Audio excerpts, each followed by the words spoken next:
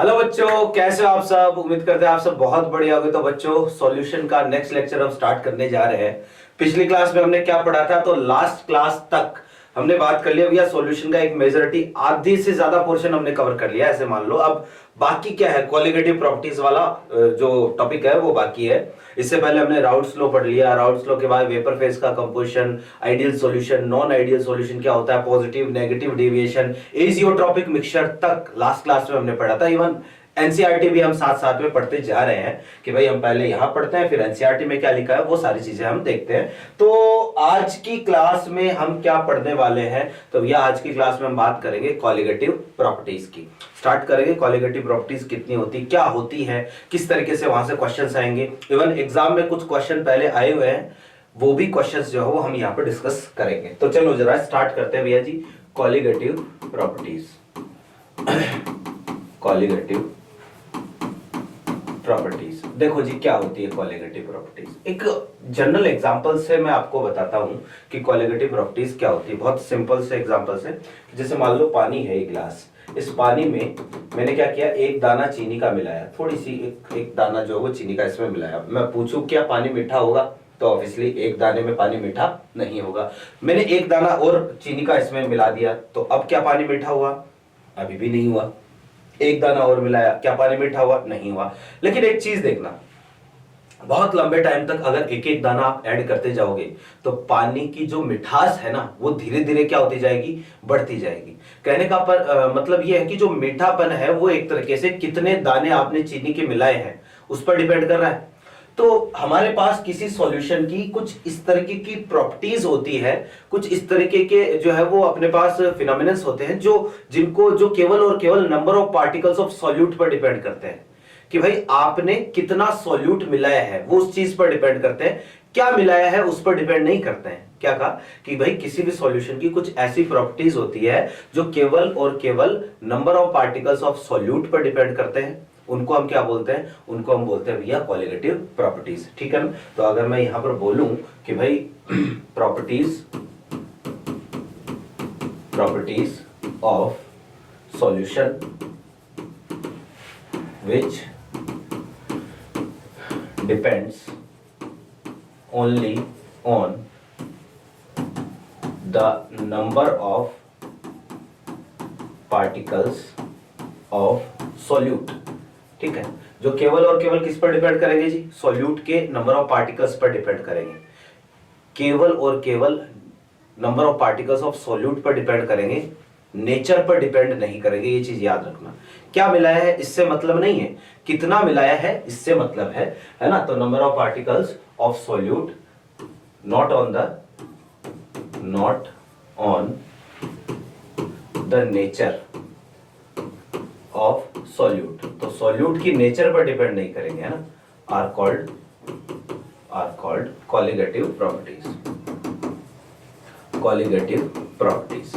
ठीक है, तो इनको ही हम क्या बोलते हैं भैया जी, कॉलिगेटिव प्रॉपर्टीज बोलते हैं। ये चीज आपको ध्यान में रखना है कि भैया केवल और केवल नंबर ऑफ पार्टिकल्स पर डिपेंड करते हैं। क्वेश्चन आएगा कि भाई कॉलिगेटिव प्रॉपर्टीज, जैसे 4 स्टेटमेंट बना के दे दी, कॉलिगेटिव प्रॉपर्टीज किस पर डिपेंड करती है, तो भैया किस पर करती है, नेचर पर डिपेंड नहीं करती, केवल number of particles of solute पर डिपेंड करती है, number of particles of solvent पर डिपेंड नहीं करती, नेचर ऑफ सॉल्वेंट पर डिपेंड नहीं करती है। तो ये सारी चीजें केवल और केवल number of particles of solute पर ही डिपेंड करेगी। इनको हम क्या बोलेंगे, कॉलिगेटिव प्रॉपर्टीज बोलेंगे। भैया कितनी कॉलिगेटिव प्रॉपर्टीज है हमारे पास, सीपी, शॉर्ट में मैं बोलूंगा सीपी। तो भैया जी 4 कॉलिगेटिव प्रॉपर्टीज अपने पास है। सबसे पहला जिसको हम बोलते हैं भैया जी रिलेटिव लॉवरिंग।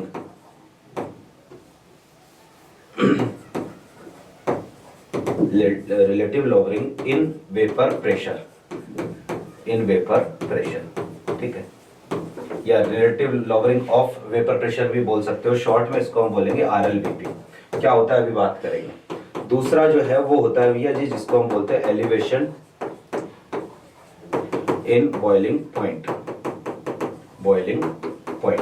ठीक है कि भाई बॉइलिंग पॉइंट एलिवेशन। अब ये बॉइलिंग पॉइंट एलिवेशन क्या होता है, इसको हम डेल्टा TB से इंडिकेट करेंगे। तीसरा जो होता है वो होता है भैया depression in freezing point, depression in freezing point.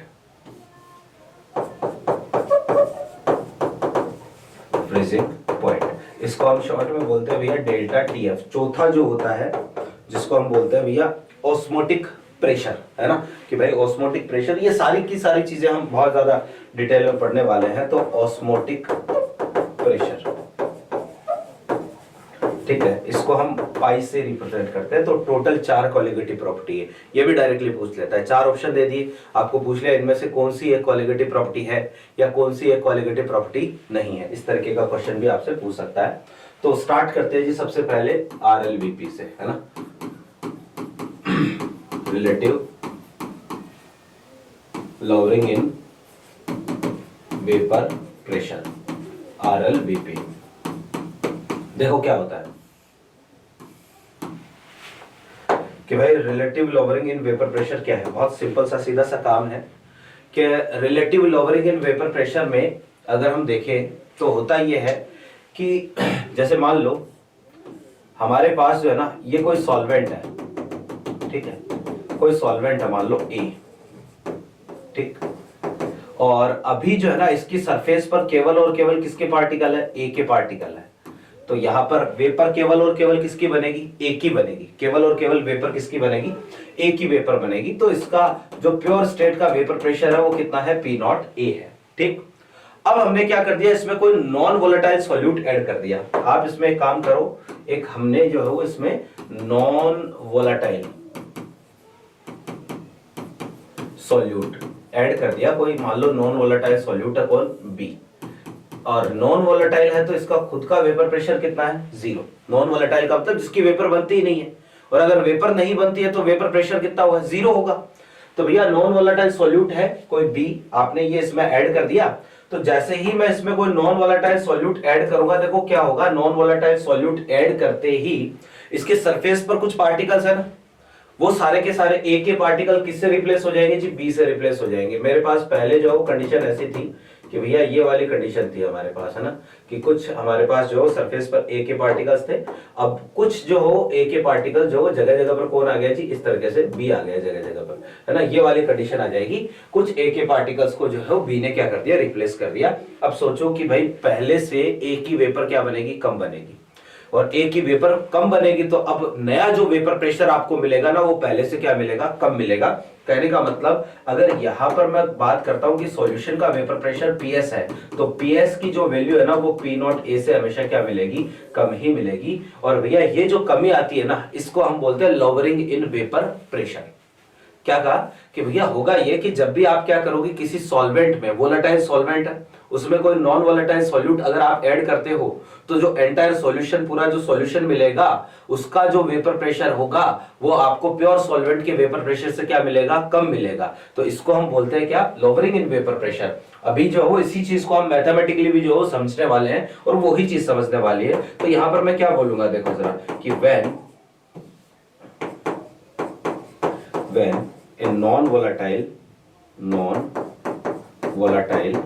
solute, ठीक है, is added in solvent, ठीक है, then the vapor pressure of solution will obtain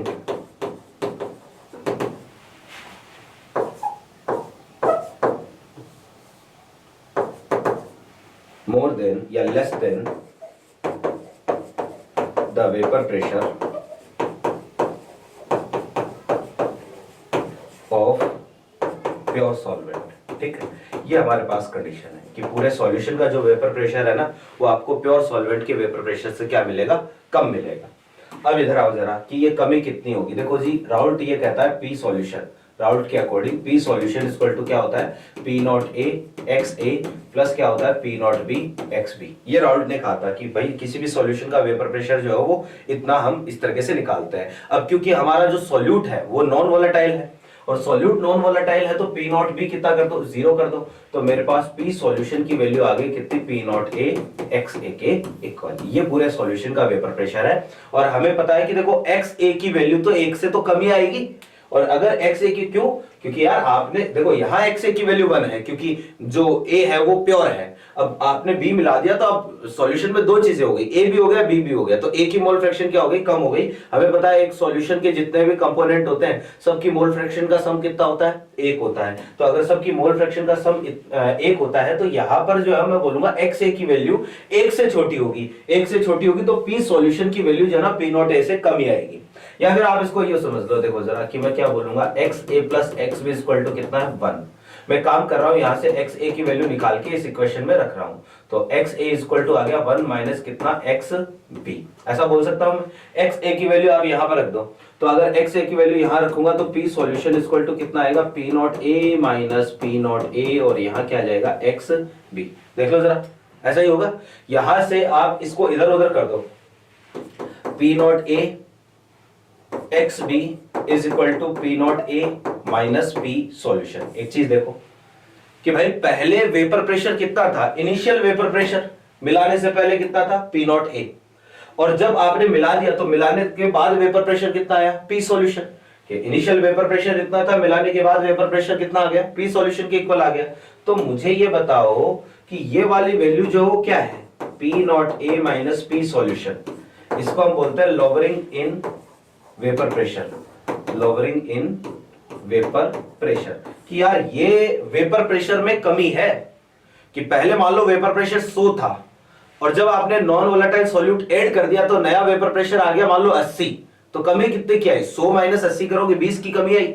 तो भैया ये 100 माइनस 80 तो है, this is lowering in vapour pressure. अब एक चीज और ध्यान में रखना है, ध्यान में रखो कि lowering in vapour pressure is not a colligative property, कि लोअरिंग इन वेपर प्रेशर एक कॉलिगेटिव प्रॉपर्टी नहीं है। क्यों यार, ये पूरी वैल्यू तो दो चीजों पर डिपेंड कर रही है, एक तो एक्स बी पर, कहने का मतलब सॉल्यूट की मोल फ्रैक्शन पर, साथ में पी नॉट ए भी तो है प्योर सॉल्वेंट का वेपर प्रेशर, दो चीजों पर डिपेंड कर रही है। मैंने आपको कहा कॉलिगेटिव प्रॉपर्टीज ऐसी प्रॉपर्टीज होती है जो केवल और केवल सॉल्यूट के नंबर ऑफ पार्टिकल्स पर डिपेंड करती है। भैया नंबर ऑफ पार्टिकल का मतलब देखो क्या हो सकता है, यहां नंबर ऑफ पार्टिकल का मतलब जो है ना, आप ये ध्यान में रखो कि भाई मोल फ्रैक्शन से हो सकता है। मोल फ्रैक्शन का मतलब नंबर ऑफ पार्टिकल ही होता है। कैसे मोल फ्रैक्शन हम कैसे निकालते हैं, खुद के मोल डिवाइड बाय सबके मोल। तो मोल जितने ज्यादा होंगे ना, हम बोलेंगे कि यार वहां नंबर ऑफ पार्टिकल उतने ही ज्यादा होंगे। तो नंबर ऑफ पार्टिकल का मतलब मोल फ्रैक्शन से, नंबर ऑफ पार्टिकल का मतलब मोलैरिटी से हो सकता है। मोलैरिटी हम कैसे निकालते हैं भैया, moles of solute divide by volume of solution. तो मोल आ रहा है इसमें भी, तो मोल का मतलब ही नंबर ऑफ पार्टिकल होता है। भैया जी स्मॉल m से भी हो सकता है नंबर ऑफ पार्टिकल का मतलब, मोलैरिटी से भी हो सकता है number of mole divide by W kg, solvent का मास kg में। तो यहाँ पर नंबर ऑफ मोल आ रहा है तो सॉल्यूट के मोल आ रहे हैं, तो मोल का मतलब वही नंबर ऑफ पार्टिकल। तो यहाँ नंबर ऑफ पार्टिकल का मतलब मोल फ्रैक्शन से हो सकता है, नंबर ऑफ पार्टिकल का मतलब मोलैरिटी से हो सकता है या मोलैलिटी से भी हो सकता है। तो आ जाओ यहाँ पर, तो मैं यहाँ पर पहले ये लिख देता हूँ कि भैया lowering in vapour pressure, lowering in vapour pressure is not a colligative property। ठीक है, तो lowering in vapor pressure जो है वो कॉलिगेटिव प्रॉपर्टी नहीं है ना। while relative lowering in vapor pressure is a colligative property। relative lowering in vapor pressure एक कॉलिगेटिव प्रॉपर्टी है, लोअरिंग इन वेपर प्रेशर एक कॉलिगेटिव प्रॉपर्टी नहीं है, ये चीज ध्यान में रखना। अब यार ये रिलेटिव वर्ड बहुत बार आया है, अलग अलग चैप्टर में आता है। मैं हर बार जब भी रिलेटिव आता है मैं इसका मतलब भी आपको बताता हूं। रिलेटिव का मतलब ये होता है दो चीजों को कंपेयर करना, कि पहले हमारे पास वेपर प्रेशर कितना था 100, और 100 के रेस्पेक्ट में कमी कितने की हो गई 20 की। यही है भैया relative lowering in vapour pressure, कि इनिशियल वेपर प्रेशर वाज 100 और 100 के रेस्पेक्ट में कमी कितने की हुई है, उसको हम बोलेंगे relative lowering in vapour pressure. आप ध्यान से देखना जरा कि अगर मैं इस पी नॉट ए को इधर ले आऊं तो मेरे पास इक्वेशन ये बनेगी X V equal to P not A minus P solution divide by क्या पी नॉट ए। ये हमारे पास जो एक्स बी आएगा, और भैया जी ये ही क्या है relative lowering in vapour pressure. ध्यान दो जरा, P not A minus P solution, ये तो क्या है, ये तो लॉवरिंग इन वेपर प्रेशर है। और पहले कितना था वेपर प्रेशर शुरू में, वो था भैया पी नॉट ए के इक्वल था। तो भैया पहले के रेस्पेक्ट में कितने की कमी होगी, इतने की। This is RLVP। ये relative lowering in vapour pressure है, ये है भैया relative lowering in vapour pressure. और आप ध्यान से देखो कि relative lowering in vapour pressure केवल ये पूरी वैल्यू RLVP है, ये पूरी वैल्यू केवल और केवल किसके इक्वल है, ये मोल फ्रैक्शन ऑफ सॉल्यूट के इक्वल है। सोल्यूट की मोल फ्रैक्शन जितनी ज्यादा, सोल्यूट के नंबर ऑफ मोल जितने ज्यादा, सोल्यूट के नंबर ऑफ पार्टिकल जितने ज्यादा, ये वाली वैल्यू जो है वो उसी के अकॉर्डिंग बढ़ती जाएगी। समझे बात को। तो मैं यूं बोलूंगा कि भैया देखो RLVP ये किसके इक्वल आ गया, ये इक्वल आ गया जी मोल फ्रैक्शन ऑफ सॉल्यूट, ये मोल फ्रैक्शन ऑफ सॉल्यूट के इक्वल आ गया। ठीक है, बस ये चीज आपको ध्यान में रखनी है, ये बड़े ही जो है वो याद रखने वाली चीज है, इसको ध्यान में रखना। RLVP जो है किसके बराबर होता है भैया जी, मोल फ्रैक्शन ऑफ सॉल्यूट के ये बराबर होता है। आई होप मेरी बातें आपके समझ में आ रही हो। ठीक है, अब इस पर क्वेश्चन भी लेंगे। अब एक चीज और, मैंने आपको पिछली क्लास में बताया होगा कि राउल्ट्स लॉ जो है वो बहुत ही डाइल्यूटेड सॉल्यूशन के लिए लागू होता है, और हम जनरली क्या करते हैं, किसी सॉल्यूशन को डाइल्यूटेड मान के बाद में ही स्टडी करते हैं। तो अब एक चीज यहां पर एक कंडीशन हम ले रहे हैं कि for diluted solution, diluted solution, भैया जी कोई सॉल्यूशन डाइल्यूटेड है मान लो। ठीक है, कहने का मतलब उसमें जो सॉल्यूट के मोल है ना वो सॉल्वेंट के मोल से बहुत ही कम होंगे। तो जैसे इसी केस में हम ये ले लेते हैं, Na की वैल्यू जो है ना वो Nb से क्या आएगी, बहुत ही ज्यादा आएगी। Na क्या है, these are number of moles of solvent, ये सॉल्वेंट के मोल है, ए को सॉल्वेंट माना है ना, ये क्या है, ये है number of moles of solute. ठीक है जी, ऐसा होगा कि अगर सॉल्यूशन डाइल्यूटेड है तो सॉल्यूट तो बहुत ही कम होगा, सॉल्वेंट क्या होगा, बहुत ही ज्यादा। और अगर ऐसी कंडीशन आएगी तो आप ध्यान से देखना कि भाई अभी हमने ये देखा था कि P not A minus P solution divide by P not A, ये तो था RLVP, ये बराबर था XB के इक्वल था। XB क्या है, मोल फ्रैक्शन ऑफ सॉल्यूट है, इसके इक्वल था। और भैया आपको तो पता ही है हम मोल फ्रैक्शन कैसे निकालते हैं, XB हम कैसे निकालते हैं, खुद के मोल डिवाइड बाय सबके मोल, हम ऐसे निकाल सकते हैं इसको। तो यहां पर मैं वैल्यू रखूंगा, देखो P not A minus P solution divide by P not A is equal to खुद के मोल डिवाइड बाय सबके मोल। क्या मैं ऐसा लिख सकता हूं, सही है भैया जी। हमें पता है कि देखो जरा कि Nb की वैल्यू Na से बहुत कम है, तो मैं यूं यहां पर इसको कर सकता हूं Na प्लस Nb, ये अप्रोक्सीमेटली कितना आएगा, इसकी अप्रोक्सीमेटली वैल्यू Na की इक्वल आएगी। ठीक है, ये सारी चीजें एनसीईआरटी में दे रखी है, एनसीईआरटी में नेग्लेक्ट करने का कंसेप्ट भी दे रखा है, अभी बताऊंगा। तो यहाँ पर जो हम ऐसा बोल सकते हैं Na plus Nb equal to कितना, ऑलमोस्ट Na की इक्वल। तो यहाँ इसको सॉल्व करो, P not A minus P solution divide by P not A is equal to, इसको मैं बोल सकता हूँ Nb बाय Na। भैया जी देखो जी, ये आपको एक तो एक्सप्रेशन ध्यान में रखना है, कई बार डायरेक्टली पूछ लेता है which of the following expression is correct और इनकरेक्ट, तो ये एक्सप्रेशन ध्यान में रखना है, RLVP से ये रिलेट करता है। इसी को थोड़ा सा अगर हम और एक तरीके से जो है वो मॉडिफाई करें तो मैं इसको देखो इस तरीके से भी लिख सकता हूं, मैं इसको यूं लिख सकता हूं, देखो ध्यान से, 1 minus P solution upon P not a. क्या मैं इसको ऐसा लिख सकता हूं, देखो इस पूरी चीज को मैं इस तरीके से लिख सकता हूं, equal to Nb upon Na, इसको ऐसे भी लिखा जा सकता है ना। और अगर आप चाहो तो इसको जो है वो आप इस तरीके से भी लिख सकते हो कि भैया देखो P solution upon P not A is equal to 1 minus Nb upon Na, आप इसको इस तरीके से भी लिख सकते हो। बहुत सारे जो है इसके फॉर्म हो सकते हैं, अलग अलग फॉर्म हो सकते हैं। तो इसको जो है मैं यूं भी लिख सकता हूं, यहां पर क्या आएगा Na माइनस Nb अपॉन नीचे क्या आ जाएगा भैया Na, आप इसको इस तरीके से भी लिख सकते हो। मैंने क्या कहा, बहुत सारे इसके अलग अलग फॉर्म होते हैं, ये भी सही है, ये भी सही है। चलो ये तो एक अलग बात है, हम जो है वो हाल फिलहाल जो है इसी की बात करेंगे, इसकी बात करेंगे। भैया जी ध्यान रखना, जितनी भी कॉलिगेटिव प्रॉपर्टीज होती है ना, हम 4 कॉलिगेटिव प्रॉपर्टी क्यों पढ़ते हैं, कॉलिगेटिव प्रॉपर्टीज, कॉलिगेटिव प्रॉपर्टीज हम पढ़ते हैं किसी अननोन सॉल्यूट का मोलर मास कैलकुलेट करने के लिए हम कॉलिगेटिव प्रॉपर्टी पढ़ते हैं।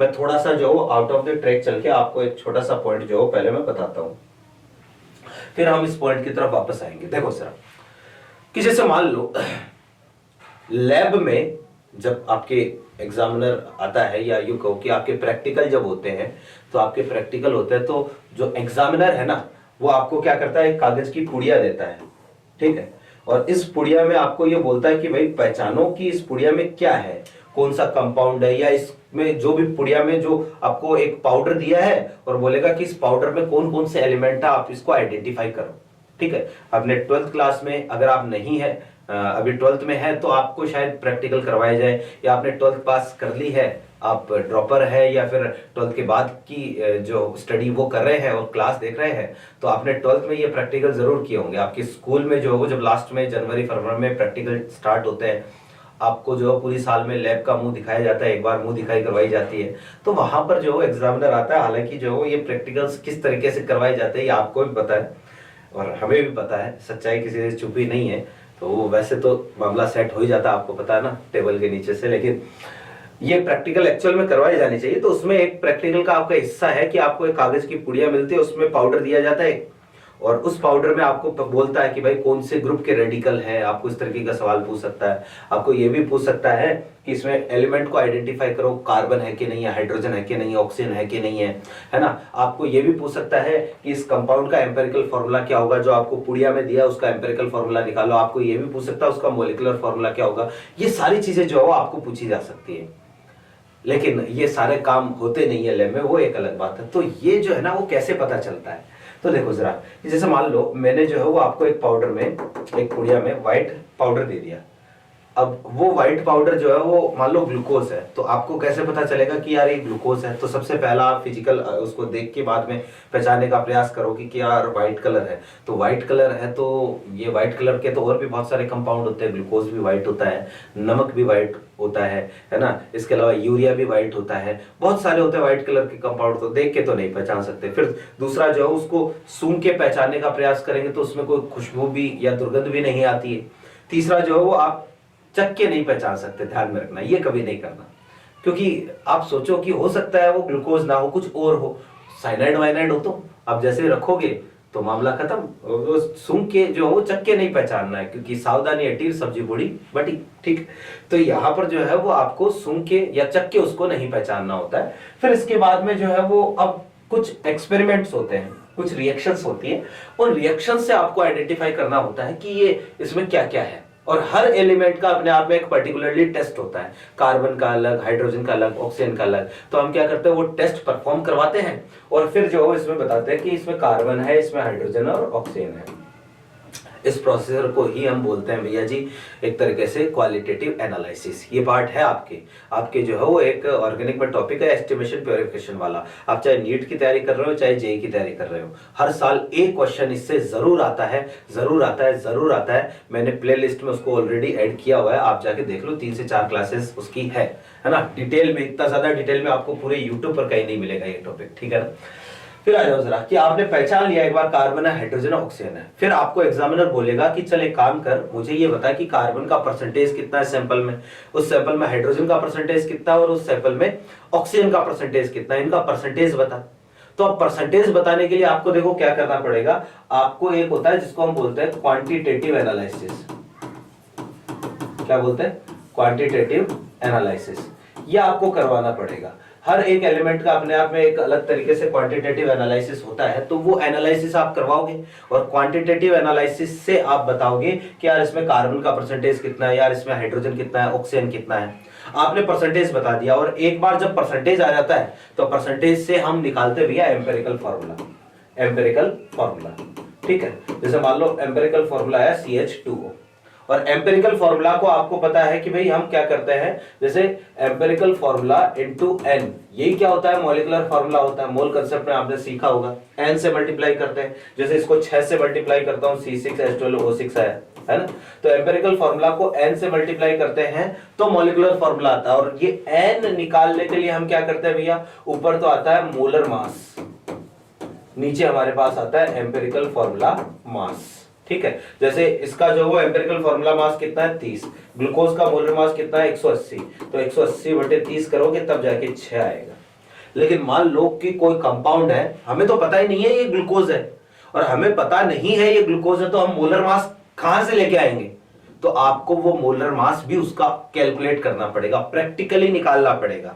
प्रैक्टिकली निकालने के लिए ही हमारे पास ये 4 जो है वो कोलिगेटिव प्रॉपर्टीज है। इन चारों में से कोई एक प्रॉपर्टी आप काम में लोगे और क्या करोगे भैया, जो अननोन सॉल्यूट है उसका जो है वो आप क्या करोगे जी, मोलर मास निकाल के बताओगे कि भाई उसका मोलर मास कितना है। तो मैं क्या बोल रहा हूं, मैं ये बोल रहा हूं कि जितनी भी कोलिगेटिव प्रॉपर्टीज है ना, अपने पास 4 कोलिगेटिव प्रॉपर्टीज है, क्या काम में लेते हैं चारों की चारों हम काम में लेते हैं भैया किसी अननोन सॉल्यूट का मोलर मास कैलकुलेट करने के लिए काम में लेते हैं।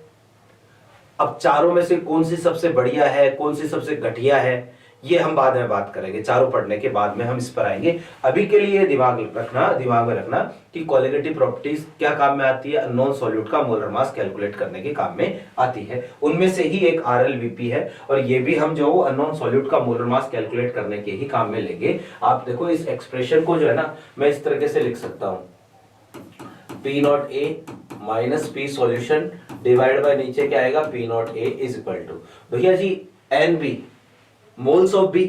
मोल कैसे निकालू, खुद के मोल डिवाइड बाय सबके मोल, तो खुद के मोल डिवाइड बाय सबके मोल, सॉरी मोल कैसे निकाले, given mass upon molar mass, given mass है ना upon molar mass of B, M B है ना।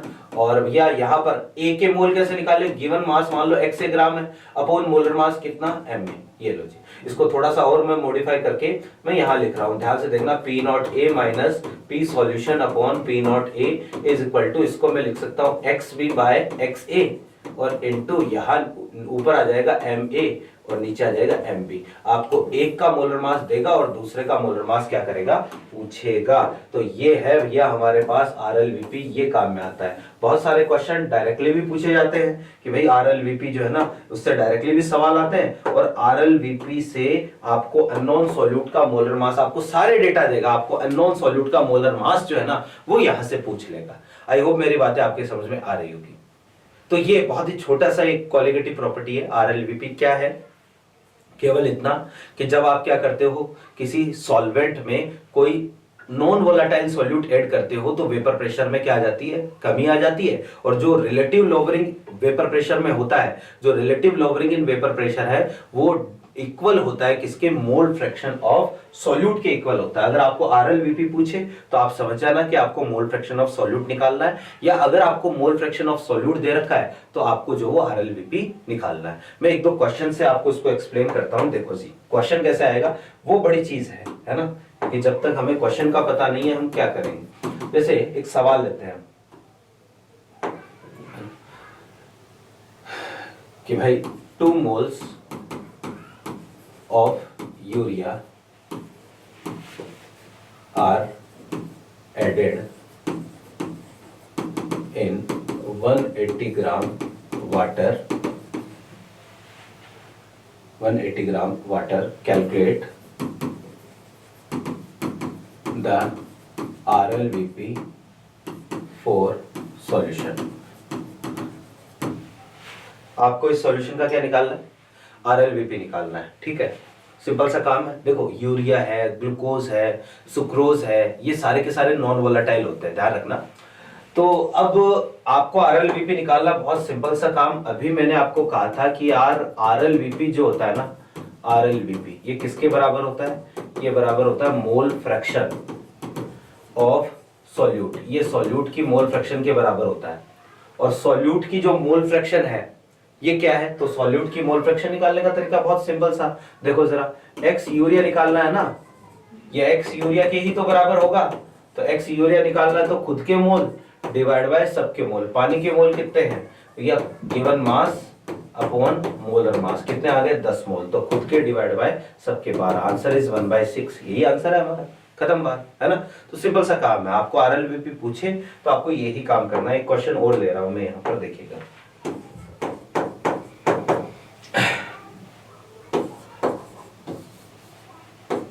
18 gram of glucose was added in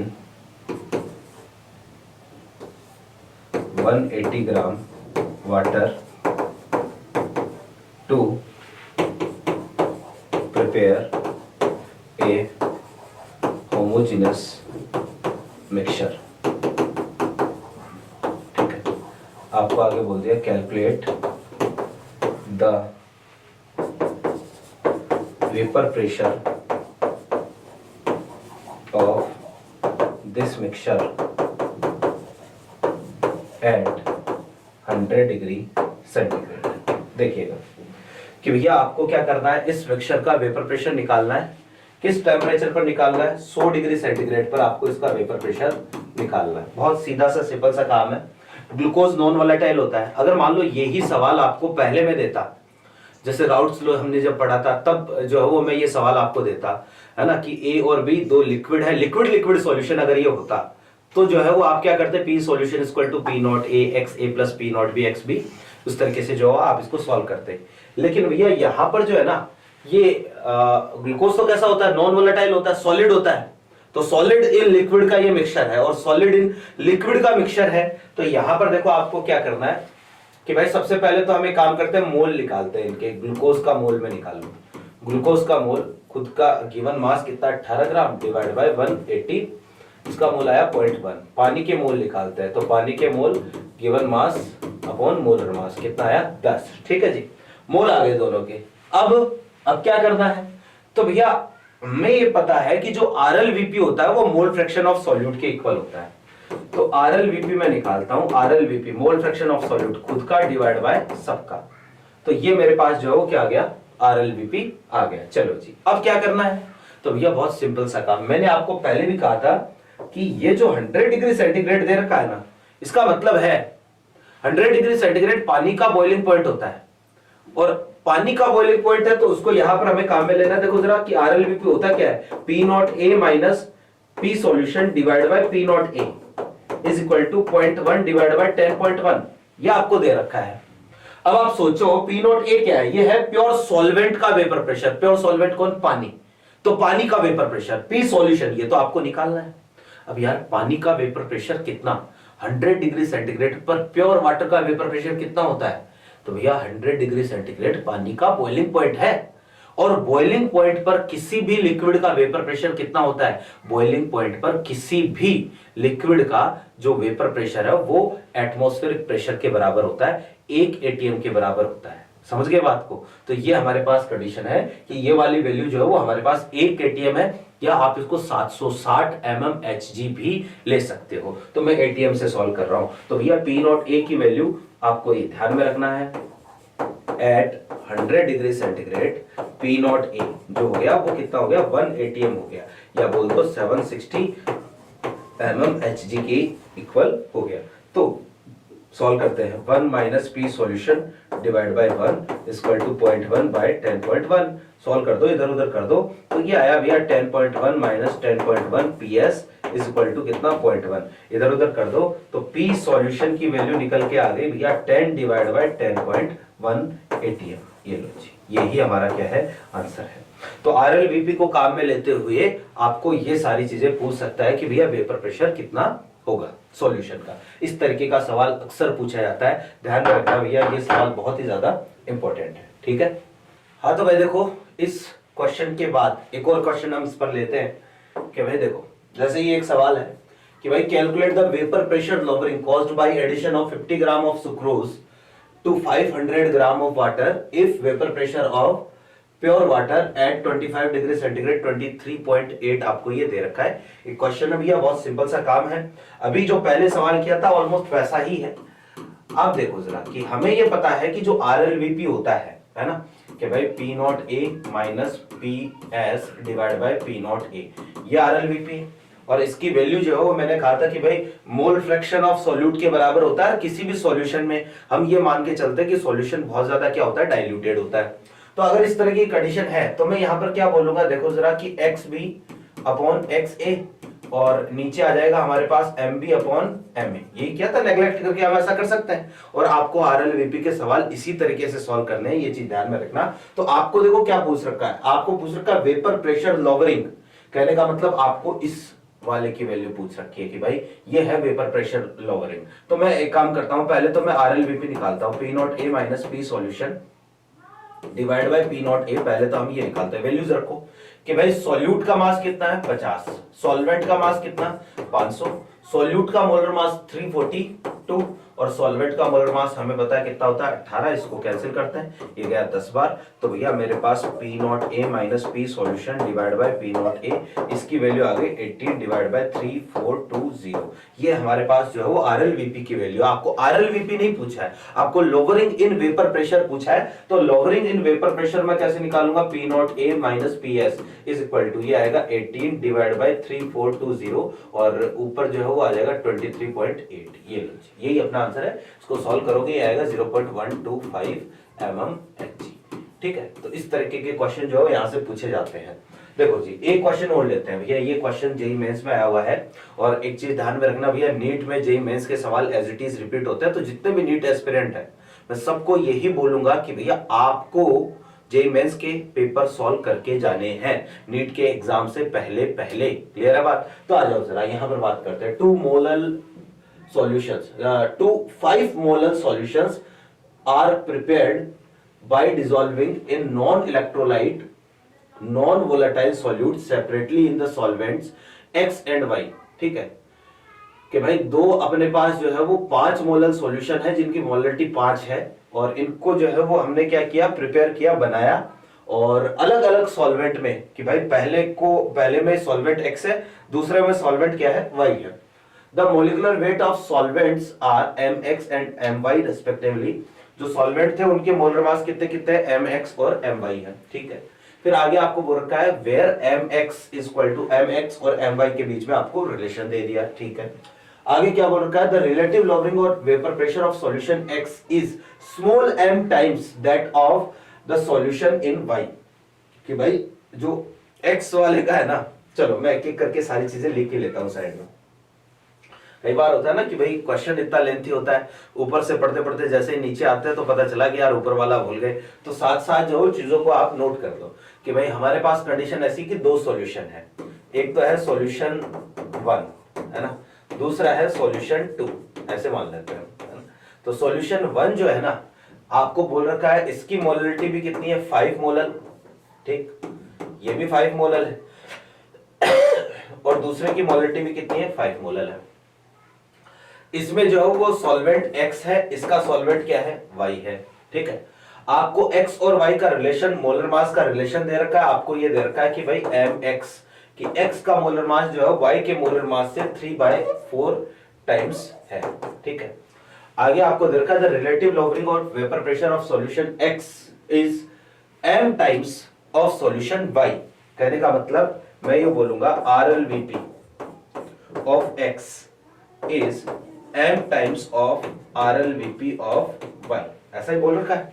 ठीक है, फिर आगे देखो आपको क्या बोल रखा है, given that number of moles of solute is very small in comparison to solvent. वही बात है, वेरी डाइल्यूट सॉल्यूशन है तो सॉल्यूट जो है वो सॉल्वेंट के रेस्पेक्ट में बहुत ही कम है।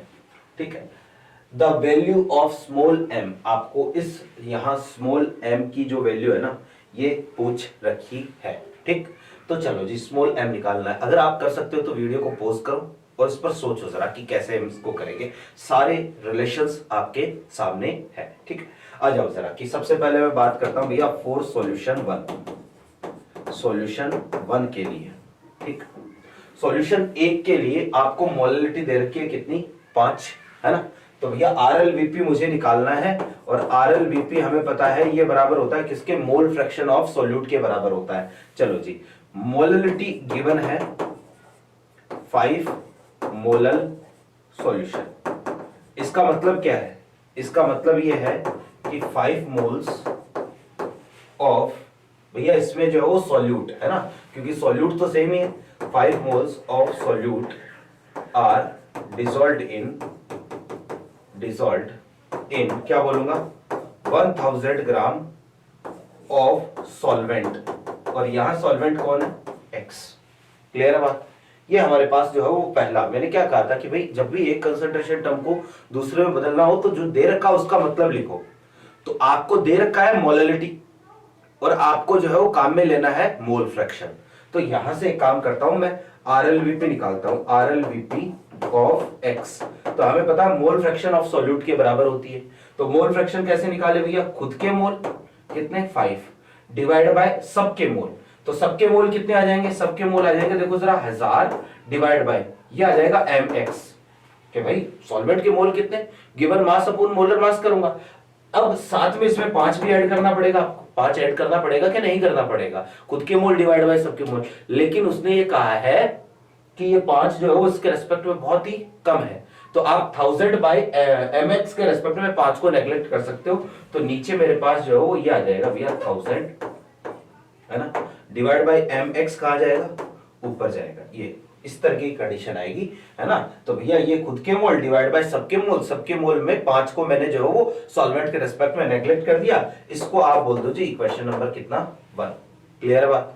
अब फिर नेक्स्ट कि भाई सेकंड केस में मैं ये बोलूंगा कि भैया जो सॉल्यूशन बी है ना उसके लिए देखो क्या करेंगे, हाँ जी, कि भाई फॉर सॉल्यूशन 2 उसके लिए आपको अगेन 5 मोलर गिवन है, 5 मोलर सॉल्यूशन, क्योंकि दोनों की मोलरिटी तो बराबर ही है। क्या बोलूंगा 5 moles of solute is dissolved in 1000 gram 1 kg solvent में होता ना, तो यहां पर आ जाएगा dissolved in 1000 gram of Y solvent है ना। इस बार सॉल्वेंट कौन है, वाई है, 1000 ग्राम ऑफ सॉल्वेंट वाई, तो यही तो है स्मॉल एम। तो यहां से जो है वो हम करते हैं आरएलवीपी ऑफ वाई, वही बात कि भाई खुद के मोल डिवाइड बाय सबके मोल 1000 बाय ऊपर क्या चला जाएगा इस बार एम वाई।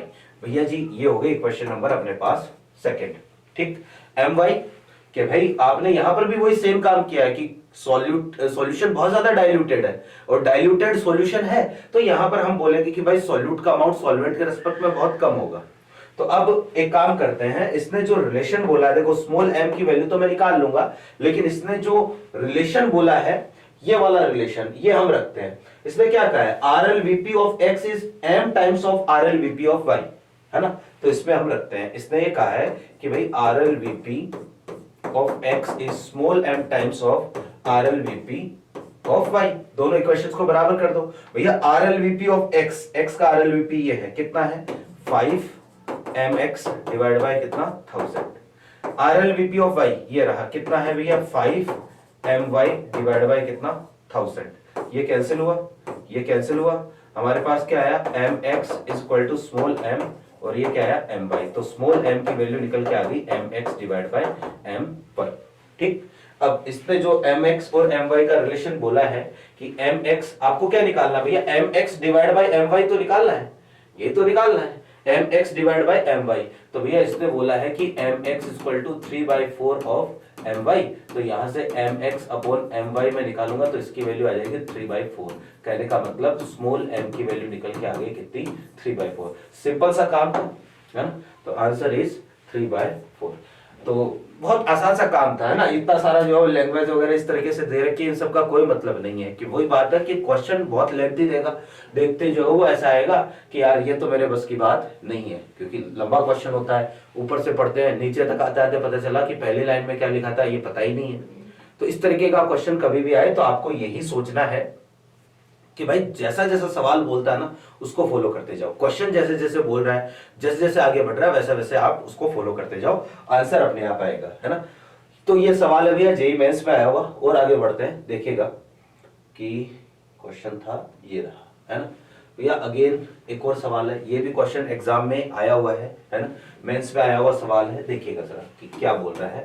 अगेन अगर आपको आता है आप कर सकते हो तो वीडियो पॉज करो, क्वेश्चन को पढ़ो और आंसर निकालो, मुझे बताओ क्या रहेगा। चलो जी स्टार्ट करते हैं। The vapour pressure of pure A is 10 टोर, आपको प्योर ए का वेपर प्रेशर दे रखा है, कहने का मतलब पी नॉट ए दे रखा है कितना 10, ठीक। फिर आगे क्या बोल रखा है at same temperature when 1 gram of B is dissolved in 20 gram of A vapour pressure is reduced to 9 torr, कहने का मतलब पी सॉल्यूशन दे रखा है कितना 9, ठीक। If molar mass of A is 200 AMU then calculate the molar mass of B, B का molar mass क्या होगा, बहुत सिंपल सा काम है। अगेन RLVP का ही कंसेप्ट हम काम में लेंगे, ध्यान से देखिएगा क्या करूंगा, वही बात RLVP P not A minus P solution divide by P not A, ये हमें पता है मोल फ्रैक्शन ऑफ सॉल्यूट के बराबर होता है, या फिर क्या बोलेंगे XB सॉल्यूट का mass divide by XA solvent का मास, नीचे आएगा MB सॉल्यूट का मोलर मास, ऊपर आएगा सॉल्वेंट का मोलर मास MA। ऐसे ही करूंगा तो भैया सॉल्व करते हैं इसको। P नॉट ए कितना है, P नॉट ए है 10, P solution is 9 divide by P not A 10, XB आपको कितने ग्राम बी दे रखा है भैया, 1 gram of B, 1 gram of B dissolved in XA 20 gram of इसका बीज दे रखा है। MB कितना है भैया, MB ये आपको निकालना है, MB निकालना है, और ये भैया आपको कितना दे रखा है, 200 दे रखा है। खत्म बात, ये गया कितना 10, ये आ गया 1/10 इक्वल टू 10 अपॉन MB। तो यहां से MB की वैल्यू आ गई कितनी, 100 AM। खत्म बात है ना, तो ऑप्शन इज ए। तो भैया RLVP से इसी तरीके के सवाल पूछे जाते हैं, जितनी भी 3-4 कैटेगरी है वो सारे क्वेश्चन मैं आपको यहाँ पर करवा चुका हूं। अब आपका फर्ज बनता है आपको आप जाओ क्वेश्चन प्रैक्टिस करो, आपका मॉड्यूल सोल्व करो, NCERT पढ़ो, ये आपको करना है। क्लियर है बात? चलो जी आगे बढ़ते हैं थोड़ा सा। ठीक है, थोड़ा सा हम पहले एक टॉपिक और कवर करते हैं। आ जाओ भैया, कोलिगेटिव प्रॉपर्टीज हम पढ़ रहे हैं। पहली कोलिगेटिव प्रॉपर्टी कौन सी है? पहली कोलिगेटिव प्रॉपर्टी है अपनी RLVP, relative lowering in vapour pressure. क्या होती है कि भाई जब भी आप क्या करते हो, किसी नॉन वोलेटाइल सॉल्यूट में किसी नॉन वोलेटाइल सॉल्यूट को सॉल्वेंट में ऐड करते हो, तो पूरे सॉल्यूशन का जो वेपर प्रेशर आपको मिलता है वो कम मिलता है, ठीक है ना, प्योर सॉल्वेंट के वेपर प्रेशर से कम मिलता है, और जो relative lowering in vapour pressure है वो बराबर होती है मोल फ्रैक्शन ऑफ सॉल्यूट के। ठीक, अब आगे बढ़ने से पहले, अगली कोलिगेटिव प्रॉपर्टी की तरफ चलने से पहले एक छोटा सा पॉइंट हमें डिस्कस करना है भैया। एक होता है phase diagram, phase diagram of water. हम पानी के फेज डायग्राम की बात करेंगे। वैसे तो जो है ना कि भाई फेज डायग्राम होता क्या है, तो प्रेशर और टेम्परेचर के बीच का ग्राफ होता है किसी भी लिक्विड के लिए। समझना बात को कि भाई कोई भी लिक्विड है तो किसी भी लिक्विड के लिए टेम्परेचर और प्रेशर के बीच का एक ग्राफ हमें बनाना है। जैसे ये है,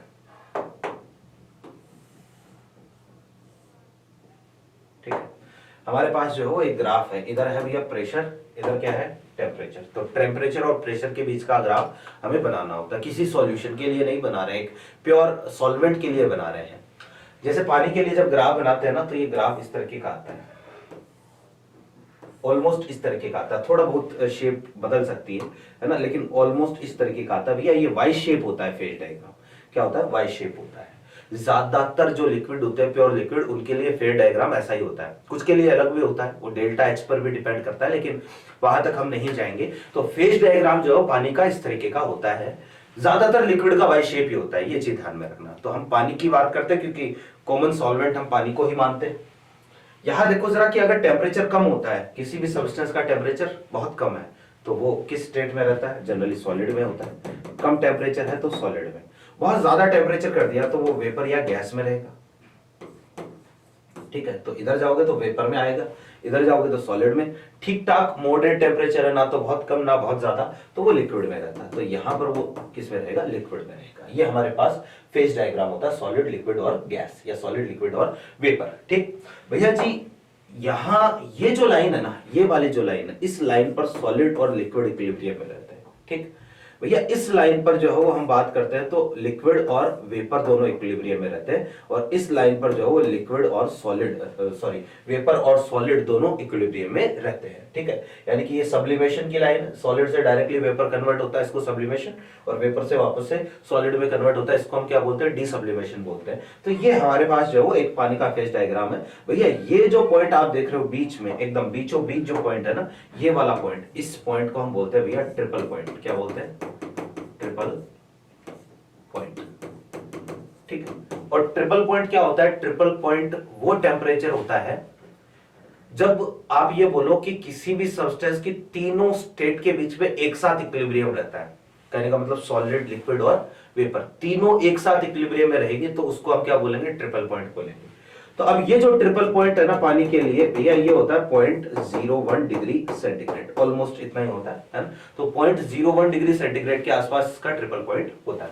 कहने का मतलब इतने टेम्परेचर पर सॉलिड भी रहेगा, लिक्विड भी रहेगा और वेपर भी रहेगा। आप कहोगे सर वेपर कैसे? आपने बर्फ की बहुत बड़ी सिल्ली देखी होगी, बर्फ की सिल्ली जो होती है बड़ा टुकड़ा, उससे वेपर निकलते हुए देखेंगे डायरेक्टली, तो सॉलिड से डायरेक्टली वेपर बन रहा है। तो 0.0 डिग्री सेंटीग्रेड पर थोड़ा सा पानी होगा, वहां पर थोड़ा सा जो है थोड़ी सी बर्फ होगी और थोड़ी सी क्या रहेगी, वेपर, और तीनों के बीच में क्या रहता है, एक इक्विलिब्रियम रहता है। ये हमारे पास कंडीशन रहती है ट्रिपल पॉइंट को लेकर, ठीक है।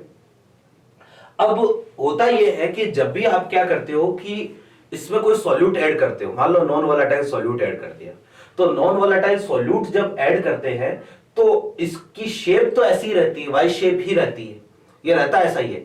लेकिन क्योंकि नॉन वोलेटाइल सॉल्यूट ऐड करने पर हमें पता है वेपर प्रेशर में कमी आती है, और प्रेशर में अगर कमी आती है तो ये पूरा का पूरा ग्राफ एज इट इज ऐसा कैसा नीचे की तरफ शिफ्ट हो जाता है। ग्राफ कहां शिफ्ट होता है? नीचे की तरफ शिफ्ट हो जाता है। कारण क्या है? कारण यह है वेपर प्रेशर में कमी आती है। तो ये तो है भैया फॉर प्योर वाटर या प्योर सॉल्वेंट, ये तो प्योर सॉल्वेंट का है। अगर आपने क्या कर दिया भैया जी, इसमें कोई नॉन वोलेटाइल सॉल्यूट ऐड कर दिया है ना, after addition of non volatile solute, अगर आपने यहां पर कोई नॉन वोलेटाइल सॉल्यूट ऐड कर दिया, तो जैसे ही आप नॉन वोलेटाइल सॉल्यूट ऐड करोगे ना, तो ये देखो फेज डायग्राम जो है कुछ इस तरीके का हो जाएगा अपने पास, कि भाई शेप ऐसी ही रहेगी, इधर प्रेशर है अपना, इधर टेम्परेचर है, कि भाई पहले हमारे पास जो है ना ये वाली कंडीशन थी, ये तो था प्योर सॉल्वेंट का, इस तरीके का था ना, ये तो था भैया प्योर सॉल्वेंट का, this is for pure solvent, pure solvent, ठीक। लेकिन भैया जी अगर आप क्या करोगे, इसमें जैसे ही कोई नॉन वोलेटाइल सॉल्यूट ऐड करोगे ना, तो नॉन वोलेटाइल सॉल्यूट ऐड करते ही ये जो पूरा ग्राफ है ना, ये नीचे की तरफ शिफ्ट हो जाएगा इस तरीके से, ये ट्रिपल पॉइंट यहां आ जाएगा और इस तरीके का ग्राफ जो है वो आपको देखने को मिलेगा। कारण क्या है? कारण ये है कि जैसे ही हम सॉल्यूट ऐड करते हैं नॉन वोलेटाइल, तो वेपर प्रेशर में क्या आती है, कमी आती है। तो ये वाला जो ग्राफ है अपना, ये है दिस इज फॉर सॉल्यूशन, ये सॉल्यूशन के लिए ग्राफ है। तो बस इतना ही आपको अभी के लिए ध्यान में रखना है, ये फेज डायग्राम की कुछ बातें, क्योंकि आगे बढ़ने से पहले नेक्स्ट जो कोलिगेटिव प्रॉपर्टी है वो हमें डिस्कस करने से पहले इस फेज डायग्राम को समझना पड़ेगा, ठीक। आ जाओ जी, कि यार कंडीशन ऐसी है कि जैसे अगला जो अपने पास कोलिगेटिव प्रॉपर्टी है, सेकंड कोलिगेटिव प्रॉपर्टी, ये है भैया एलिवेशन इन बॉइलिंग पॉइंट, ठीक है, इसको हम बोलते हैं delta TV, elevation in boiling point, ठीक। एलिवेशन का मतलब क्या होता है भाई? बढ़ना।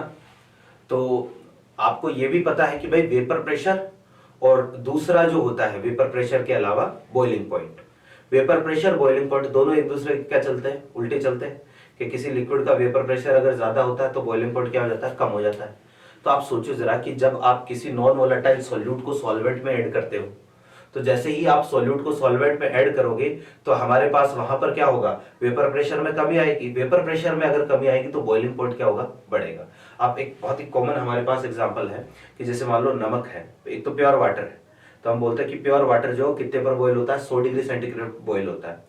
अब आप एक तो शुद्ध पानी को गर्म करो, दूसरा जो आप उसमें 10 ग्राम नमक घोल दो, नमक घोलने के बाद में उसको गर्म करो आपको बॉइलिंग पॉइंट जो वो सेकंड केस में क्या मिलेगा, ज्यादा मिलेगा। सेकंड वाले केस में आपको उसको बॉईल करने में ज्यादा जोर आएगा, हाई टेम्परेचर पर बॉईल होगा।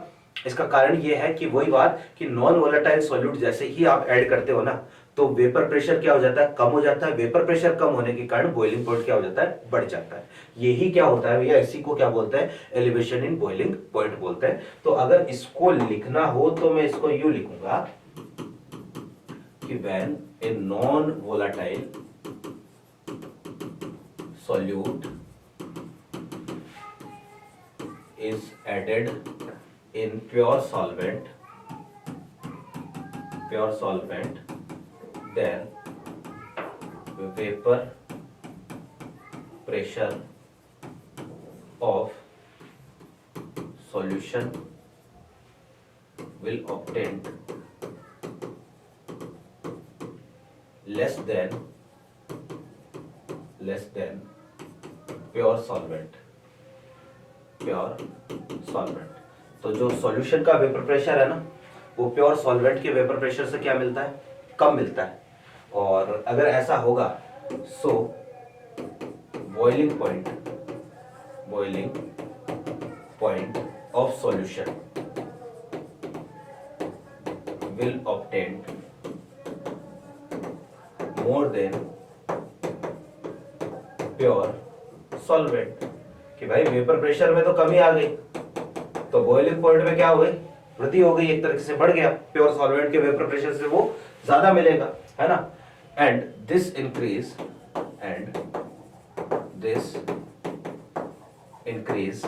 In boiling point is called elevation in boiling point। इसी को हम क्या बोलते हैं भैया, एलिवेशन इन बॉइलिंग पॉइंट बोलते हैं। कि मान लो पहले जो है वो हमारे पास प्योर सॉल्वेंट का वेपर प्रेशर था 100 डिग्री सेंटीग्रेड, अब रिएक्शन आपने करवा दी या फिर अब आपने क्या कर दिया, उसमें सॉल्वेंट ऐड कर दिया, तो बॉइलिंग पॉइंट हो गया 102 डिग्री सेंटीग्रेड। तो जो इंक्रीज आता है ना, उसी को हम क्या बोलते हैं, उसी को हम बोलते हैं भैया जी एक तरीके से एलिवेशन इन बॉइलिंग पॉइंट।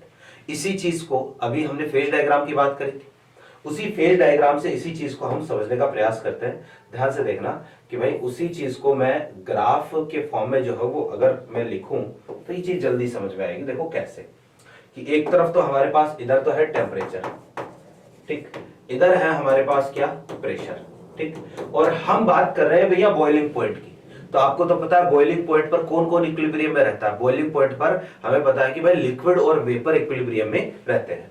तो बॉइलिंग पॉइंट पर अगर लिक्विड वेपर इक्विलिब्रियम में है तो भैया ये वाली लाइन देखो, ये लिक्विड वेपर इक्विलिब्रियम को रिप्रेजेंट करती है, तो मैं इसी लाइन को पिक करूंगा। हम इसी लाइन की बात करेंगे कि भाई ये वाली जो लाइन है ना, इस लाइन पर हमें पता है कि भाई लिक्विड वेपर दोनों इक्विलिब्रियम में रहेंगे। ये लाइन कुछ इस तरीके की है, इस लाइन पर लिक्विड वेपर, ये यहां पर हमारा हो गया क्या, ट्रिपल पॉइंट, इस लाइन पर लिक्विड वेपर दोनों इक्विलिब्रियम में रहेंगे।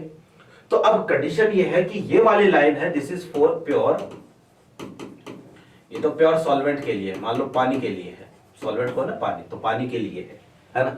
और अब आप समझो कि बॉइलिंग पॉइंट होता क्या है। तो हम ये बोलते हैं कि यार बॉइलिंग पॉइंट का मतलब वो टेम्परेचर जब किसी भी लिक्विड का वेपर प्रेशर जो हो कितना हो जाए, 1 एटीएम हो जाए। कि भाई किसी भी लिक्विड का वेपर प्रेशर बढ़ते बढ़ते जब 1 एटीएम हो जाएगा तो उसी को तो हम क्या बोलेंगे, बॉइलिंग पॉइंट बोलेंगे। तो ये ग्राफ जो है वो प्योर सॉल्वेंट का, और हमें पता है कि भाई जब वेपर प्रेशर 1 एटीएम होता है तो उसको क्या बोलते हैं, हम बॉइलिंग पॉइंट बोलते हैं।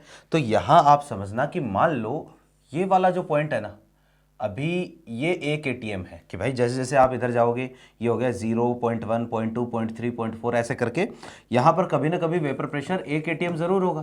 तो मान लो ये वो पॉइंट है जब वेपर प्रेशर 1 एटीएम है, और जब वेपर प्रेशर 1 एटीएम होता है तो वो टेम्परेचर उसको हम क्या बोलते हैं, बॉइलिंग पॉइंट बोलते हैं। तो भैया इसके रेस्पेक्ट में ये वाला जो टेम्परेचर है ना, यहाँ ये वाला टेम्परेचर अभी हमारे पास ये है बॉइलिंग पॉइंट। ये बॉइलिंग पॉइंट किसका है, ये बॉइलिंग पॉइंट है भैया प्योर सॉल्वेंट का, दिस इज सॉल्वेंट। ये बॉइलिंग पॉइंट किसका है, सॉल्वेंट का, ठीक। अभी मैंने आपको क्या कहा कि जैसे ही आप क्या करते हो जी, नॉन वोलेटाइल सॉल्यूट ऐड करते हो तो ये ग्राफ किधर शिफ्ट होता है, नीचे की तरफ शिफ्ट होता है। तो अगर ये ग्राफ नीचे की तरफ शिफ्ट होगा तो अब जैसे ही नॉन वोलेटाइल सॉल्यूट ऐड किया तो नया ग्राफ जो आएगा, नया ग्राफ कुछ इस तरीके से आएगा भैया, इससे नीचे की तरफ इस तरीके का आएगा नया ग्राफ, है ना, नीचे की तरफ शिफ्ट होगा। और नीचे की तरफ शिफ्ट होगा तो अब आप देखो कि ये जो है ना, यहां जाके कि भाई आप ध्यान से ऑब्जर्व करना कि यार अब इस टेम्परेचर के रेस्पेक्ट में, अब यहां जो है ना, इस टेम्परेचर के रेस्पेक्ट में, यहां इस टेम्परेचर पर देखो वेपर प्रेशर कितना हो रहा है, 1 एटीएम हो रहा है। अब पहले इतने टेम्परेचर पर वेपर प्रेशर 1 एटीएम था, अब इस टेम्परेचर पर वेपर प्रेशर कितना है, 1 एटीएम है। और भैया अगर ऐसा है कि इतने टेम्परेचर पर, आप देखो कि पहले इतने पर था, अब टेम्परेचर इधर जाने पर क्या हो रहा है, बढ़ रहा है ना। तो भैया क्योंकि टेम्परेचर बढ़ रहा है तो इसलिए हम बोलते हैं बॉइलिंग पॉइंट क्या हो गया, बढ़ गया। तो ये वाला जो पॉइंट है ना, ये वाला पॉइंट है भैया टीबी ऑफ सॉल्यूशन। ये सॉल्यूशन का बॉइलिंग पॉइंट, आप देखो सॉल्यूशन का बॉइलिंग पॉइंट क्या हो गया, बढ़ गया। और भैया ये जो चेंज आया है सॉल्यूशन के बॉइलिंग पॉइंट में, इस चेंज को हम बोलते हैं डेल्टा टीबी। कि भाई पहले बॉइलिंग पॉइंट इतना था, अब बॉइलिंग पॉइंट क्या हो चुका है, बढ़ चुका है। तो ये जो जितना बड़ा है बॉइलिंग पॉइंट उसको हम बोलते हैं क्या, डेल्टा टीबी। तो आप समझो कि डेल्टा टीबी मैं निकालूंगा कैसे, तो डेल्टा टीबी निकालने का तरीका क्या है, ये है भैया TB of solution minus TB of solvent. ये डेल्टा टीबी जो हो निकालने का अपने पास तरीका है, ठीक है। अब भैया जी एक्सपेरिमेंटली ये देखा गया, ध्यान रखना सॉल्यूशन माइनस सॉल्वेंट करना है यहां पर। एक्सपेरिमेंटली ये देखा गया कि भैया डेल्टा टीबी जो होता है ना, ये प्रोपोर्शनल होता है मोलैलिटी के सॉल्यूशन के, कि भाई जितनी ज़्यादा मोलैलिटी होगी सॉल्यूशन की, जितना ज़्यादा आप सॉल्यूट ऐड करते जाओगे मोलैलिटी उतनी ही बढ़ती जाएगी। जितनी ज़्यादा मोलैलिटी होगी ना, ग्राफ उतना ही ये नीचे शिफ्ट होता जाएगा, जितना नीचे शिफ्ट होता जाएगा डेल्टा टीबी उतना ही बढ़ता जाएगा। तो हम ये बोलेंगे कि भैया डेल्टा टीबी जो है मोलैलिटी के प्रोपोर्शनल होता है। और भैया जी अगर हम यहाँ से क्या करेंगे, अगर हम प्रोपोर्शनल हटाएंगे, रिलेशन ये आया ना, अगर हम प्रोपोर्शनल यहाँ पर हटाते हैं तो प्रोपोर्शनल जब हटाएंगे तो डेल्टा टीबी जो इक्वल आ जाएगा के बी इंटू एम के, कि भाई प्रोपोर्शनल हटाओगे तो कांस्टेंट काम में लेना पड़ेगा, और कांस्टेंट यहाँ पर क्या आता है भैया जी, के बी आता है।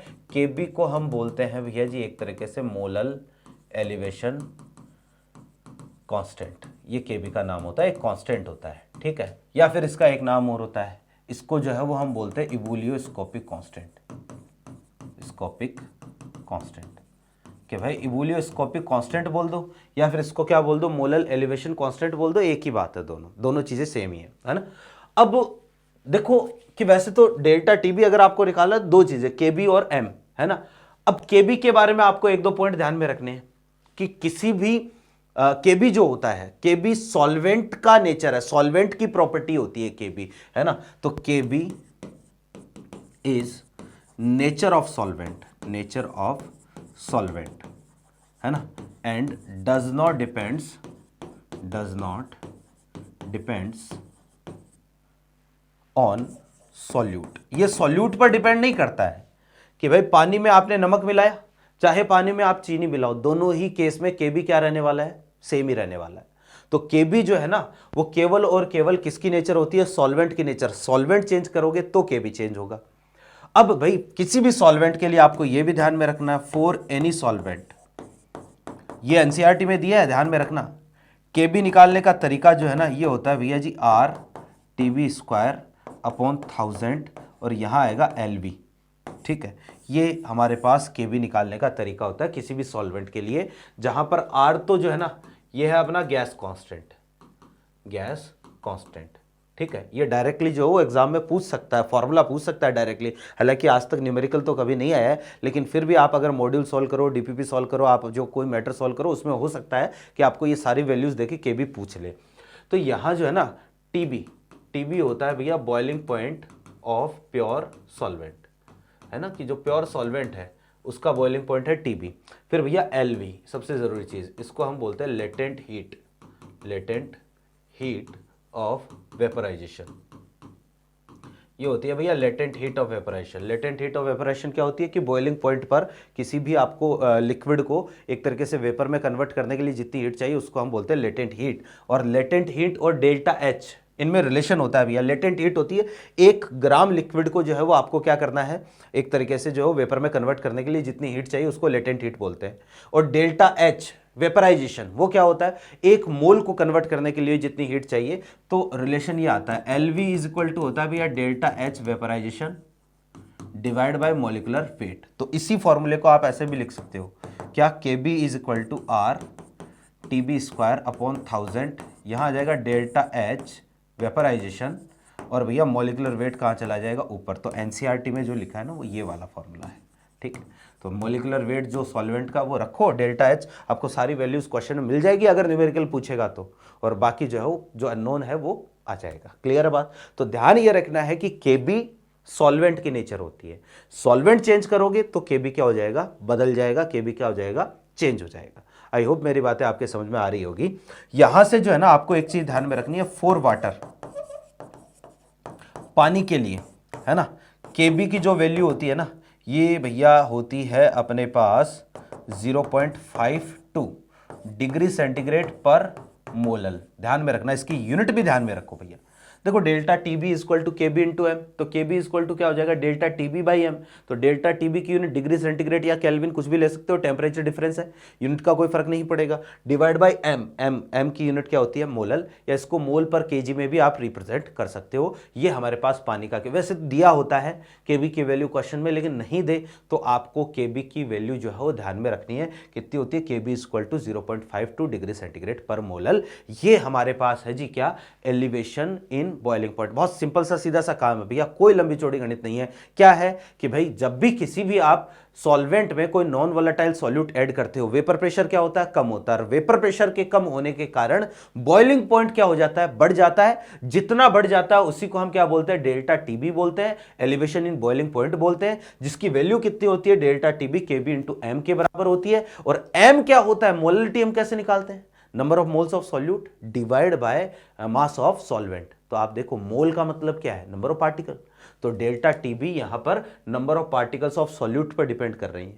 और ऐसी प्रॉपर्टी जो number of particles of solute पर डिपेंड करे उनको ही हम क्या बोलते हैं, कोलिगेटिव प्रॉपर्टीज बोलते हैं। सिंपल सा काम है। तो ये है भैया अपने पास। अब रही बात क्वेश्चंस की, तो भैया इस पर क्वेश्चंस कैसे आते हैं, चलो जी स्टार्ट करते हैं। सबसे पहला सवाल यही, अगर आपने पहले कभी सॉल्यूशन पढ़ा है, आप क्वेश्चन करना चाहते हैं तो वीडियो पॉज करो, सवाल सॉल्व करो, मैं बताता हूं। आ जाओ कि भैया आपको क्वेश्चन क्या दे रखा है, 0.15 gram of a substance dissolved in 15 gram solvent boiled at a temperature higher by 0.216 degree centigrade then that of the pure solvent, what is the molecular weight of substance. बहुत सिंपल सा काम है। देखो इससे पहले अभी हमने आरएलवीपी से सवाल किया था, उसमें भी एक दो सवाल ऐसे थे जिनमें मॉलिक्यूलर वेट पूछा था। यहां पर भी मॉलिक्यूलर वेट पूछ रहा है। कारण बताऊंगा कि भाई ये जो कोलिगेटिव प्रॉपर्टीज होती है ना, इनको हम काम में लेते हैं अननोन सॉल्यूट का मॉलिक्यूलर वेट कैलकुलेट करने के काम में लेते हैं। तो उसी तरीके के सवाल भी पूछे जाते हैं बाद में, है ना। तो आप आओ जरा कि delta TB is equal to हमें पता है केबी इंटू एम। तो डेल्टा टीबी आपको बोल रहा है कि बॉइलिंग पॉइंट जो मिला वो आपको प्योर सॉल्वेंट के बॉइलिंग पॉइंट से 0.216 डिग्री सेंटीग्रेड ज्यादा मिला। तो डेल्टा टीबी आपको दे रखा है 0.216, है ना। अब इसमें केल्विन मत ऐड कर देना, ओके 273 ऐड कर दो सर ना, टेम्परेचर डिफरेंस है तो उस पर यूनिट का कोई फर्क नहीं पड़ता है। केबी मैंने कहा, वैसे तो देखो आपको दे रखा होता है केबी, लेकिन अब इसमें जिक्र नहीं कि वो सॉल्वेंट पानी है, ऐसा हमें पता नहीं है। तो सॉल्वेंट पानी है इसके बारे में पता नहीं है, अगर पता नहीं है तो भैया इसने दे रखा है केबी, तो ये आपको मिल जाएगा क्वेश्चन में, है ना। फिर मोललिटी स्मॉल एम, तो अगर मैं स्मॉल एम यहां से निकालूंगा ना, ये भैया इससे कितनी बार गया, 10 बार गया, तो मोललिटी की वैल्यू आ गई कितनी, 0.1। अब आपको क्या दे रखा है, देखो जरा मोललिटी निकालने का तरीका क्या होता है। मोललिटी निकालने का तरीका होता है भैया मोल्स ऑफ सॉल्यूट, तो या फिर गिवन मास अपॉन मोलर मास जो आपको पूछा है। और भैया सॉल्वेंट का मास आपको कितना दे दिया, सॉल्वेंट का मास आपको दे दिया कितना, 15 ग्राम, ठीक है। तो 15 ग्राम दे दिया, तो ये कितना आ जाएगा, 100 बार जाएगा। तो यहाँ से ओके, कुछ गड़बड़ तो नहीं करती ना, हाँ केजी में चाहिए, तो केजी में चाहिए तो ऊपर क्या लगाना पड़ेगा आपको, 1000 लगाना पड़ेगा। ये कैंसिल हुआ तो मेरे पास मॉलिक्यूलर वेट आ गया कितना, 100, ठीक है ना। तो ये सिंपल सा काम है, इस तरीके के सवाल पूछे जा सकते हैं। और देखो जरा कि आपको ये बॉइलिंग पॉइंट का अगेन एक और क्वेश्चन दे रखा है, सिंपल सा काम है। The rise in boiling point of A solution containing 1.8 gram glucose in 100 gram of a solvent is 0.1 the molal elevation constant of liquid. आपको जो है वही केबी पूछ लिया, तो सिंपल सा काम है। Again delta TB equal to क्या बोलूंगा, KB into M. Delta TB आपको कितना इंक्रीज बता रहा है, 0.1 बता रहा है, तो डेल्टा टीबी 0.1। केबी की वैल्यू जो है वो आपको पूछ रखी है। स्मॉल एम लिख लेते हैं भैया, इसने दिया है देखो कि भाई 1.8 ग्राम ग्लूकोज का मोलर मास 180 होता है, गिवन मास अपॉन मोलर मास। 100 ग्राम सॉल्वेंट का मास है तो ऊपर क्या लगाऊंगा, 1000 लगाऊंगा। मोलरिटी ऐसे तो निकालते हैं। अरे भाई जब शुरू में कंसंट्रेशन टर्म्स आपको पढ़ाई थी, इसीलिए तो इसी दिन के लिए तो पढ़ाई थी, ताकि जो जब काम में ले तो आपको सोचना ना पड़े। समझ गए बात को। आ जाओ जरा इसको सॉल्व करते हैं। ये हुआ कैंसिल, 18 है, ये गया 10 बार, तो केबी की वैल्यू आ गई 0.1 इंटू 10, बोले तो कितना 1, है ना, डिग्री सेंटीग्रेड पर मोलर, या केल्विन पर केजी, है ना। और जो है वो ऊपर चला जाएगा, केजी मोल पर केजी ऊपर चला जाएगा, तो उसके अकॉर्डिंग आप यूनिट लिख लो। सिंपल सा काम। इसी तरीके के सवाल आते हैं ऐसे ही सवाल आगे हम पढ़ेंगे ना डेल्टा टीएफ, वहां पर भी ऐसे ही सवाल आएंगे।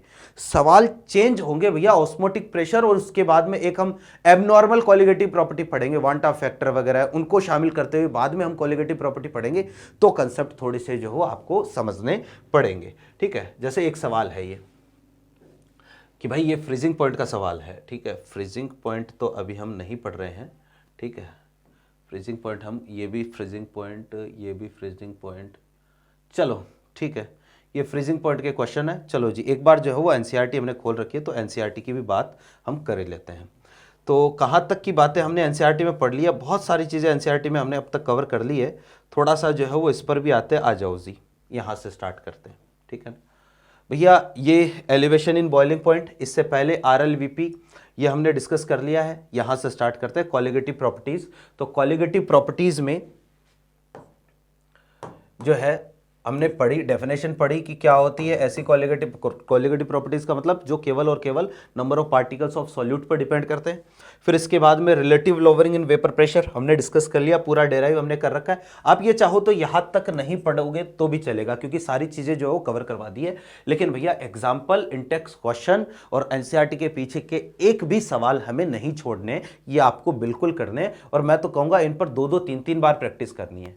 कई बार होता है ना कि सर एग्जाम में कैलकुलेशन ऐसी आ जाती है कि समझ में नहीं आता। वो सवाल जिसमें कैलकुलेशन है वो डायरेक्टली एनसीईआरटी से उठाया हुआ होता है, क्योंकि एनसीईआरटी में ऐसे क्वेश्चन दिए गए हैं जिनमें कैलकुलेशन जो है बहुत लेंथी होती है, कैलकुलेशन अलग तरीके की होती है। तो अगर आपने 1-2 बार वो सवाल आंखों के सामने से कर रखे हैं ना, तो एग्जाम में भी आपको जोर नहीं आएगा, डायरेक्टली क्वेश्चन पिक होता है, इसलिए बोल रहा हूं भैया। अगला एलिवेशन इन बॉइलिंग पॉइंट, वही सारी चीजें कि vapour pressure of liquid increase with increase in temperature, it boils at temperature at which vapour pressure is equal to atmospheric pressure, उसी को तो बॉइलिंग पॉइंट बोलते हैं। एग्जाम्पल वगैरह जो सारी चीजें ये दी हुई है। ये पैराग्राफ में ऐसा कुछ नहीं है कि जिसको आप पढ़ो, जिसको याद करना पड़े। ये फेयर डायग्राम से लिया हुआ कि सॉल्वेंट का ऊपर है, सॉल्यूशन का नीचे की तरफ है। ये सारी चीजें भैया delta TV equal to KB into M, ये हमने डिस्कस कर दिया है। केबी को जो है वो बोलते हैं हम बॉइलिंग पॉइंट एलिवेशन कांस्टेंट बोलते हैं, मोलर एलिवेशन कांस्टेंट या इबुलियोस्कोपिक कांस्टेंट इसको बोलते हैं।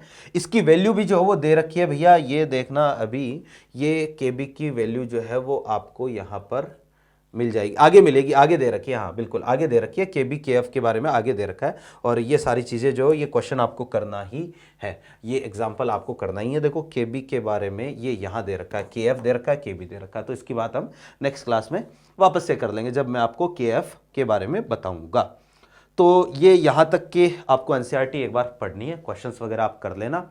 और उम्मीद करते हैं क्लास आपको अच्छे से समझ में आ रही होगी। अगली क्लास में हम बात करेंगे भैया, एक तो डेल्टा टीएफ बहुत ज़्यादा इंपॉर्टेंट है, फिर हम बात करेंगे ऑस्मोटिक प्रेशर, और फिर धीरे धीरे एबनॉर्मल कोलिगेटिव प्रॉपर्टी की तरफ हम बढ़ेंगे। तो यहाँ से मिलते हैं नेक्स्ट क्लास में, तब तक के लिए थैंक यू।